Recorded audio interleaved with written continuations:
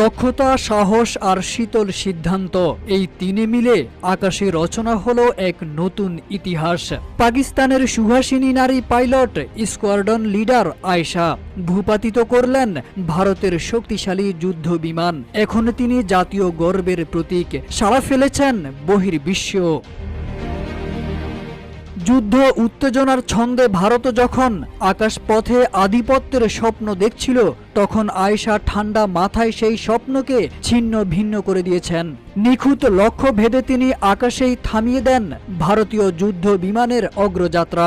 এই দুঃসাহসিক অভিযানের পর আন্তর্জাতিক মহলে প্রশংসা কুড়িয়েছেন পাকিস্তানের প্রথম এই নারী পাইলট।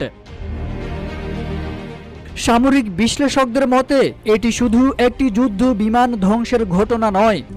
RICL TMX, যুগের পর যুগ স্থাপনা থাকে মজবুত, বরং পাকিস্তানি সামরিক সক্ষমতা এবং লিঙ্গ সমতার এক উজ্জ্বল বার্তা। নারী যে শুধু ঘরের নয়, আকাশেরও গর্ব হতে পারে। আয়েশা যেন তা প্রমাণ করে দিলেন বীরত্বের সঙ্গে। ভারতীয় গণমাধ্যমে যখন ক্ষোভ আর হতাশার ঢেউ, তখন পাকিস্তান জুড়ে চলছে আয়েশার জয়গান।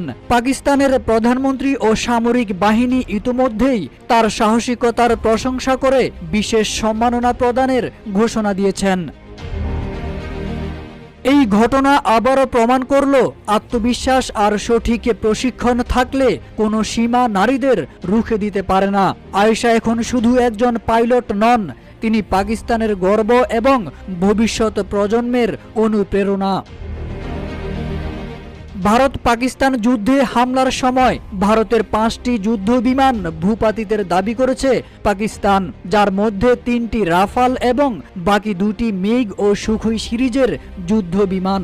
এ সময় ফাইটার জেটগুলোর পাইলটদের বন্দী করার দাবিও করে তারা।